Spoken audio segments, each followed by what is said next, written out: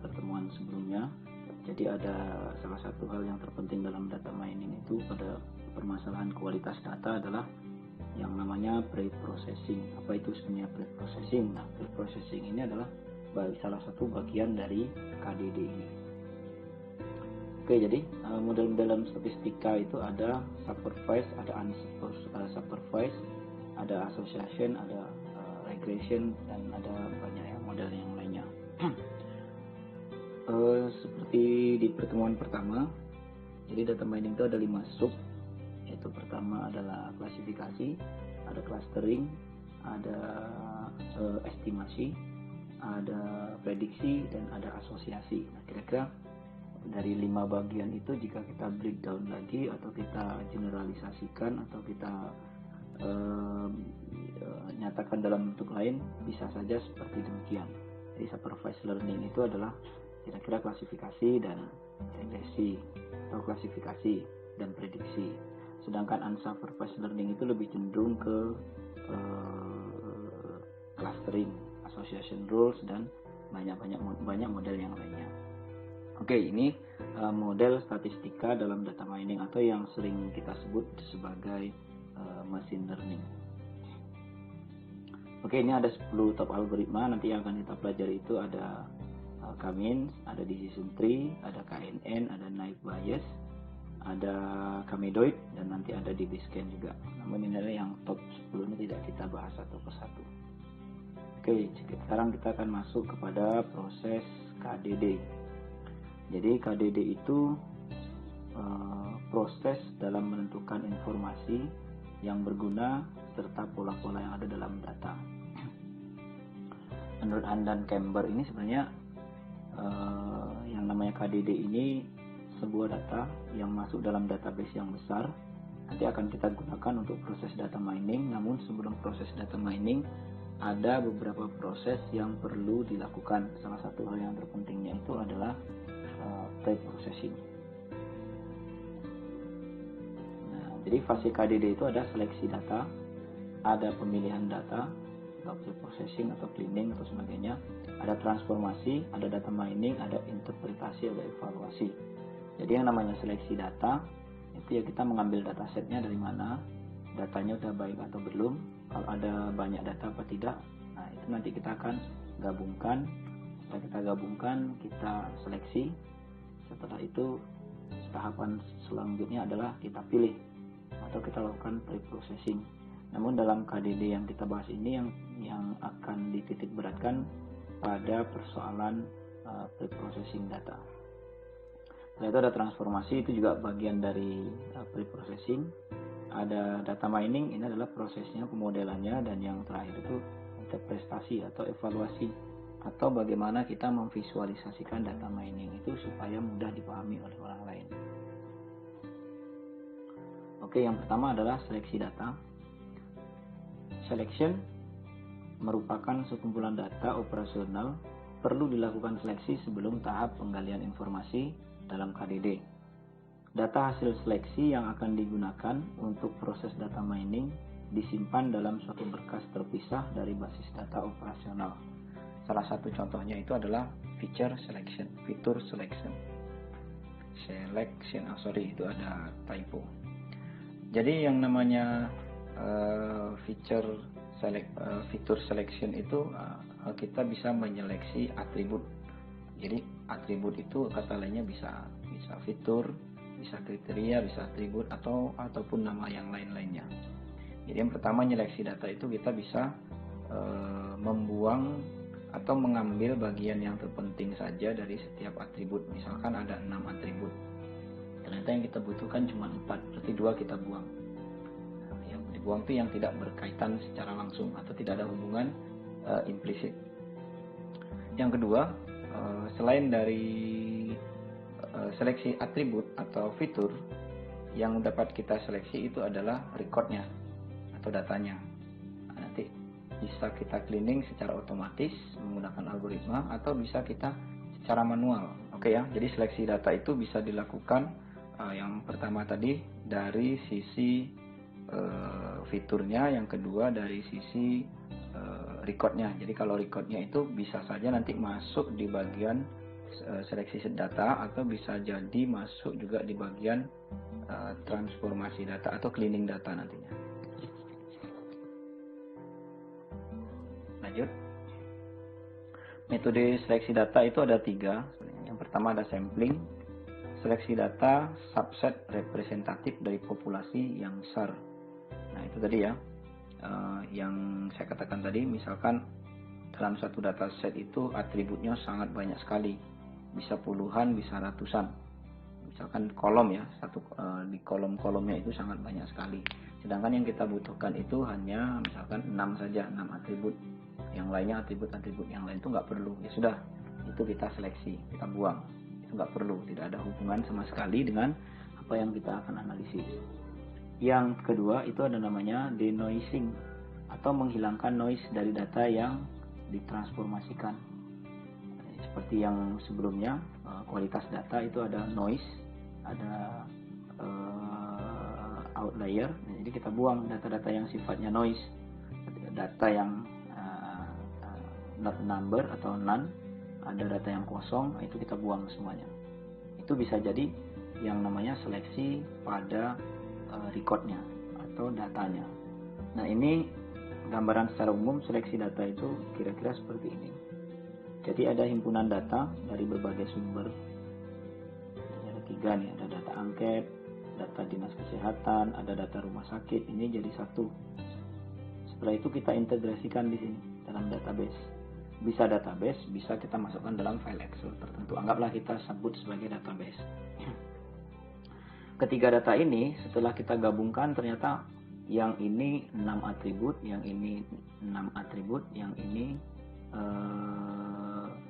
atribut, berarti 6 sama 2, berarti sudah 14 atribut. Ternyata dari 14 atribut ini yang terpakai hanya 6 saja. Diambil dari sini 2, diambil dari sini 2, diambil dari sini 2. Namun sebelum itu kita akan menggabungkan terlebih dahulu dalam satu file dengan kondisi yang sama, dengan record yang sama.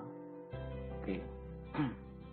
Setelah data diintegrasikan, Anda akan menggunakan yang namanya data dengan atribut asli, data dengan atribut yang sudah terseleksi. Ini data atribut asli yang tadi banyak.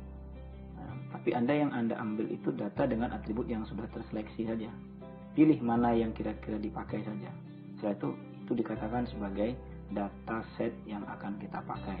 Enggak pernah nanti di filenya dataset, data asli, data seleksi, data yang akan dipakai. Berarti data yang akan dipakai ini filenya tersendiri.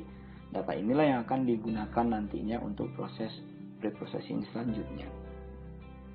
Oke, ini adalah gambaran seleksi data secara umum.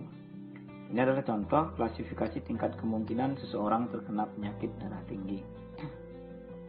Jadi ini ada atributnya 1, 2, 3, 4, 5, 6, 7, 8. Ada 9 atribut, 1 dengan atribut kelas. Nah, 8 atribut ini kemungkinan yang tidak ada kaitannya dengan penyakit darah tinggi itu adalah jumlah saudara dan pendidikan. Tidak mungkin orang yang banyak saudaranya itu kemungkinan besar akan terkena darah tinggi. Yang saudaranya sedikit, kemungkinan tidak akan pernah kena darah tinggi. Itu tidak mungkin. Makanya ini kita buang. Anggaplah data ini sudah kita gabungkan tadi. Yang kedua, orang yang tamatan S1 itu kecenderungannya jarang terkena penyakit darah tinggi. Sedangkan orang yang tamatan S2 dan SMA, ternyata dia itu sering terkena darah tinggi. Dan itu juga tidak mungkin. Kalau hal ini tidak mungkin terkait dengan penyakit darah tinggi, maka ya sudah, ini kita buang saja. Inilah yang namanya kita seleksi datanya, atau fitur selection. Nah, sedangkan darah tinggi itu berpengaruh dengan jenis kelamin, umur, tensi, ada pengaruhnya, berat badan apalagi, golongan darah bisa jadi, konsumsi obat itu pasti. Nah, ini kira-kira ada 1, 2, 3, 4, 5, 6. Ternyata yang mempengaruhi itu cuma 6. Oke, yang kita ambil 6 saja. Sedangkan yang ini adalah kelas datanya. Ini terkait dengan contoh seleksi data. Oke, setelah diseleksi ternyata tinggal 6 seperti ini. Udah bersih. Berarti data yang tadinya 8 atribut, 9 dengan kelas data, tinggal menjadi 6 atribut dengan satu kelas data. Berarti ada 7 atribut yang digunakan. Kelasnya terdiri dari ya dan tidak. Itu saja. Oke, ini terkait dengan seleksi data. Yang kedua, preprocessing. Preprocessing itu mencakup untuk membuang duplikasi data yang ganda, ada data yang sama. Ternyata ada data uzil afwa itu ada 2 datanya. Sudah dibuang salah satunya, itu duplikasi. Yang kedua, memeriksa data yang inkonsisten. Oh, di sini ternyata umurnya 150. Harusnya umurnya 15, tapi tertulis 150. Ini kan tidak konsisten, makanya bisa jadi itu di cleaning, dilakukan preprocessing. Dan memperbaiki kesalahan pada data. Ya, seperti tadi, misalkan 150, ya sudah mau dibuang atau diperbaiki. Atau yang seperti kasus yang lain, kita bisa menggunakan 2 cara, yaitu menggunakan rata-rata atau menghapus datanya itu. Itu terkait dengan preprocessing. Terus terkait dengan kesalahan cetak, misalkan tidak sesuai dengan antara atribut dengan recordnya, maka kita akan preprocessing di situ. Oke ya, ini contohnya. Yang pertama, dalam tahapan preprocessing itu yang terpenting, sebenarnya banyak tahapan atau proses yang dilakukan di data mining ini, namun saya akan mengambil yang simpelnya saja, yang sering dilakukan, yang sering diimplementasikan dalam tugas akhir maupun penelitian.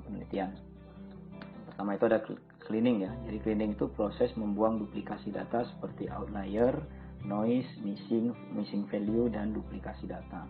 Seperti pertemuan yang kemarin terkait dengan kualitas data pada dataset. Oke, di sini mungkin bisa kita lihat. Nah, di sini ada pertama datanya itu kosong. Ada data kosong. Berarti ini ada 2 nih. Yang pertama di data nomor 8, yang kedua ada di data nomor 12. Ini kosong, ini kosong. Kalau kosong, apakah ini bisa kita gunakan? Itu ada 2 cara. Bisa kita merata-ratakan, letakkan sebagai rata-rata, atau bisa kita menghapusnya. Namun, hal yang paling efektif itu adalah menghapuskan. Jadi dihapus data nomor 8 dan data nomor 12. Oke, itu pertama. Jadi ada data yang tidak lengkap atau yang lainnya, missing value atau noise atau sebagainya. Yang kedua, ini datanya ada ganda. Data nomor 13 dengan 21 itu sama. Atas nama Dini Oktari, perempuan, 17, rendah, 48, sama ternyata. Nah, karena datanya ini sama, maka kita buang. Jadi datanya tidak jadi 21, tinggal 20. Udah dihapus 2, tinggal ada 18. Ini kira-kira terkait dengan data cleaning. Oke ya, jadi data cleaning ini bisa secara manual. Nah, kalau masih datanya sedikit bisa manual, tapi kalau datanya sudah ribuan, ratusan ribu, bahkan jutaan, maka Anda perlu menggunakan algoritma untuk menyeleksinya. Oke, jadi ada 2, data yang berganda, ada duplikasi, dengan data yang kosong. Oke, setelah selesai data cleaning, proses membuang outlier. Oke, ini data yang kira-kira sudah kita bersihkan tadi. Jadi data yang nomor 18, data yang berapa tadi? Nomor 8, Irfan Wahyudi, itu sudah tidak ada, kita buang.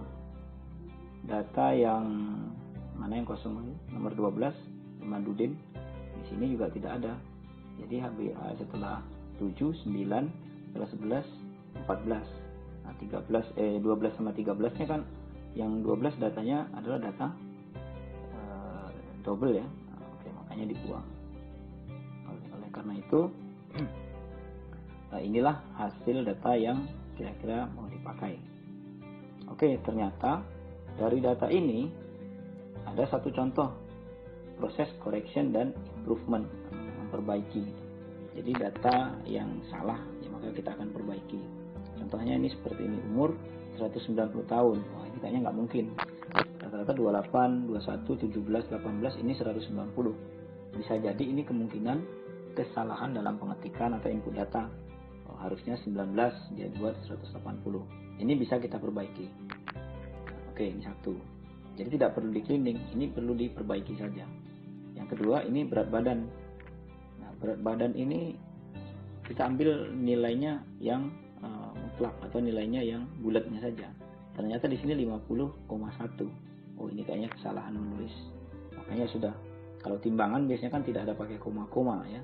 Ya sudah, ini kita perbaiki saja. Data yang nomor 10 menjadi 50 saja. Terus golongan darah data pada nomor 7 ternyata ABE. Ada dua kemungkinan. Darahnya A, AB, atau kalau E tidak mungkin. Berarti kemungkinan sebenarnya data orang ini orang yang nomor 7 ini bergolongan darah AB. Kalau A ada B, kalau B berarti ada A, berarti AB sebenarnya. Namun ada E, tidak mungkin ada golongan darah E. Makanya kita perbaiki saja golongan darahnya AB. Oke, yang terakhir ini ada data nomor 15. Ternyata konsumsi obat harusnya ya. Di sini pilihannya cuma 2, ya dan tidak. Di sini terbuat yai. Oh, berarti ini salah ketik. Berarti yang yai tadi bisa kita perbaiki. Tidak harus kita hapus. Yang kita hapus tadi ketika kita tidak tahu benar-benar datanya. Oh, ini umurnya berapa ini kira-kira? Oh, ternyata kosong nilainya atau 0. Makanya kita hapus saja. Kita tidak tahu, tidak bisa berandai-andai.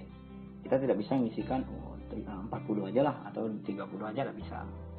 Itu kira-kira. Jadi ini terkait dengan correction dan improvement, mengoreksi kemudian memperbaikinya. Ada data yang kira-kira sebenarnya bagus, dapat digunakan, namun ada beberapa kesalahan dalam input data itu. Oke, ini ya contohnya kira-kira. Selanjutnya transformation. Transformation dilakukan untuk mentransformasikan bentuk data yang belum memiliki entitas. Jadi gini, dalam data mining itu tidak data yang digunakan itu nominal, atau ini aja, kalau sekiranya sulit dipahami, untuk proses data mining itu kita memerlukan data yang sifatnya angka. Jadi tidak ada teks, tidak ada karakter, tidak ada teks karakter angka. Makanya yang dibutuhkan hanya angka, bisa bulat atau bisa pecahan atau desimal ya, bukan pecahan, tapi pecahan yang dijadikan desimal. Jadi sekali lagi, untuk data yang akan kita proses baik menggunakan tools maupun manual, maka kita yang akan kita gunakan datanya itu dalam bentuk angka, bisa bulat atau bisa dalam bentuk desimal. Nah, sedangkan di sini ini ada dua jenis data yang sifatnya itu ada tulisan atau teks ya, biar mudah dipahami. Ada angka, ini teks, ini angka, ini teks. Oleh karena itu kita akan mengubah ini semua menjadi angka. Nah, ini kira-kira itulah proses transformasinya. Itu yang terkait dengan transformasi. Di transformasi ini juga ada namanya normalisasi. Jadi setelah ditransformasi kita normalisasikan. Normalisasi itu tujuannya untuk mencari supaya rentang data yang digunakan itu tidak terlalu jauh. Jadi normalisasi yang sering digunakan yang terkenal adalah min max normalization, atau rentang datanya antara 0 sampai 1. Jadi kalau data ini ada 29, 20, ada 55, ada 45, ini kita jadikan rentangnya jadi 0 sampai dengan 1. Itu saja. Oke ya, jadi kita balik ke transformation. Ini data yang aslinya yang akan kita transformasikan. Nah, jadi ada jenis kelamin, ada tensi, ada golongan darah, ada konsumsi obat, dan ada kelas data yang kemungkinan kena darah tinggi iya atau tidak. Nah, oleh karena itu, bagaimana caranya transformasi? Nah, sedangkan dua data ini sudah tidak perlu ditransformasi karena datanya sudah bersifat angka. Gitu ya. Jadi bisa dijumlahkan, bisa dikurangkan, bisa dibagi, bisa dikalikan. Nah, itu kira-kira. Jadi kalau yang data yang siap mau kita pakai, data itu syaratnya bisa dilakukan operasi aritmetika. Oke ya. Jadi ada 1, 2, 3, 4, 5. Ada 5 atribut yang akan kita transformasi. Oke. Anggap saja acuan yang digunakan untuk transformasi seperti ini. Namun ini kita tidak bisa mengarang ya, karena ini sebagai contoh kasus saja, maka kita anggaplah seperti ini. Tapi sebenarnya juga seperti ini kalau nanti datanya berkaitan dengan pemerintahan atau instansi atau perusahaan, maka yang menentukan ini sebenarnya adalah orang yang ngerti di bidangnya atau orang instansi atau orang perusahaan itu tersebut. Jadi ibaratkan jika dia berjenis kelamin laki-laki, maka dia akan kita ganti menjadi 1. Jika dia perempuan, maka dia kita ganti menjadi 2. Jadi 1, 1, 1, 2, 2, 1, 2, 1, dan seterusnya. Ini bisa kita menggunakan Excel kalau nggak mau pakai program. If diseleksi, setelah itu jika dia itu jika itu dia laki-laki, maka nilainya 1. Selebihnya atau else-nya adalah 2. Nah, yang kedua, tensi. Tensi itu kan ada 3, rendah, tinggi, sedang. Jadi kalau rendah nilainya 1, sedang nilainya 2, tinggi nilainya 3. Dan seterusnya, golongan darah AB. Nah, ini kan berurut ya. Oke, iya tidak, jika konsumsi obat iya, jika tidak konsumsi obat jika konsumsi obat maka dia 1, jika dia tidak konsumsi obat maka dia tidak. Nah, nilainya 2. Oke ya. Nah, kelasnya jika dia terkena kemungkinan penyakit darah tinggi, jika nilainya 1 maka iya, jika nilainya 2 maka tidak. Nah, kita ganti semua nilai ini. Oke ya, kita menggunakan Excel saja. Jadi ada ini kira-kira yang digunakan untuk mentransformasikan data. Bayangkan ketika nanti atributnya banyak, misalkan ada dalam satu ini saja pekerjaan, pekerjaannya ada jenisnya itu ada 12, maka Anda buat if-nya sampai 12.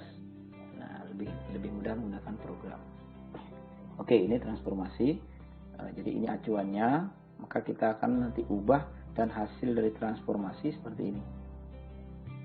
Ini sudah sifatnya angka. Ini bisa kita rata-ratakan, bisa kita jumlahkan. Ini ke sini bisa kita jumlahkan, ke bawah juga kita bisa jumlahkan. Jadi ini bisa digunakan untuk operasi aritmetika. Nah, apakah sampai sini sudah selesai? Belum. Ada satu tahapan lagi. Tahapan yang namanya normalisasi tadi. Normalisasi proses untuk supaya data ini tidak terlalu jauh rentangnya. Jadi data ini antara 1 dan 2. 1, 2 berarti puluhan. Sedangkan ini datanya juga puluhan tapi terlalu tinggi. Ini terlalu tinggi. Maka kita seragamkan saja. Gitu ya. Jadi yang dimaksud itu bukan antara 1 dengan 2, 28 dengan 30. Itu kemungkinan juga bisa. Tapi setidaknya kita bisa menjadikan antara jarak jenis kelamin dan umur dengan tensi ini berdekatan datanya. Supaya nanti mudah untuk di tahap preprocessingnya. Oke ya. Antara 1, 2, 3 dengan berat badan 55, 48 kan jauh. Inilah salah satu proses normalisasi. Proses normalisasi atau formula yang sering digunakan itu adalah ini dikatakan sebagai min-max normalization.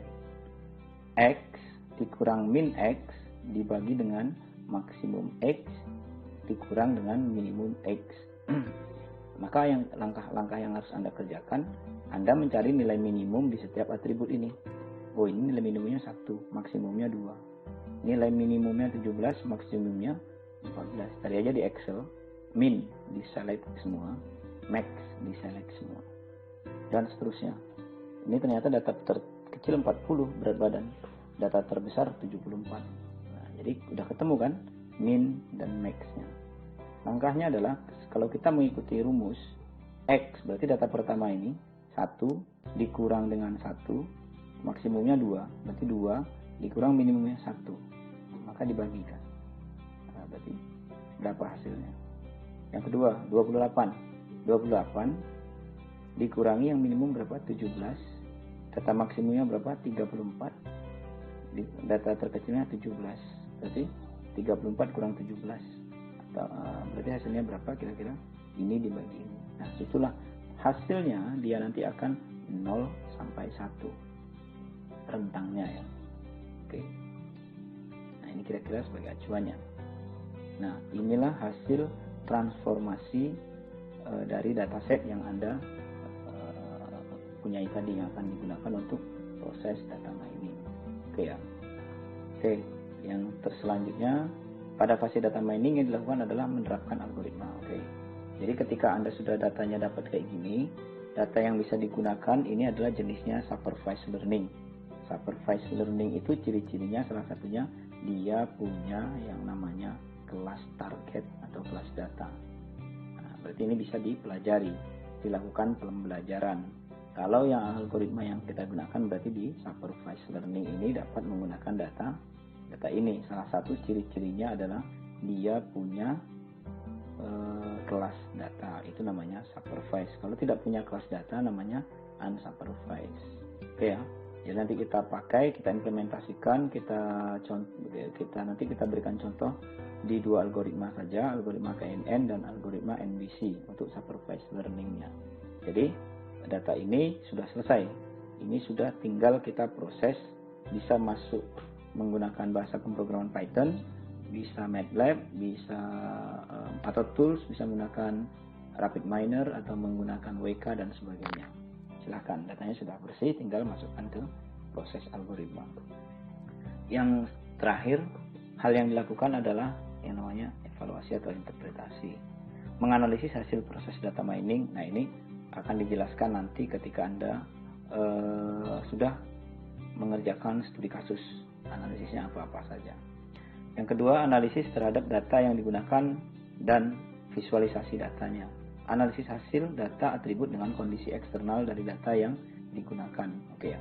Jadi sebenarnya hasil klasifikasi sudah selesai. Kalau sudah dapat kelasnya, ini akurasi sudah selesai atau dihitung dengan satuan waktu, kompleksitas algoritma. Nanti kita bahas di ini ya, klasifikasi selesai. Namun ada beberapa bidang ilmu seperti kalau di sistem informasi kita memerlukan analisis terkait dari hasil penelitiannya itu seperti apa, maka kita analisis seperti ini. Ini yang paling sederhana. Pertama, menganalisis hasil prosesnya, data yang digunakannya itu bagaimana dan divisualisasikan. Yang ketiga, antara data itu atributnya ataupun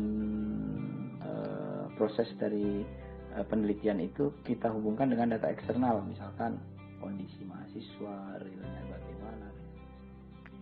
Demikian yang dapat disampaikan untuk pertemuan hari ini.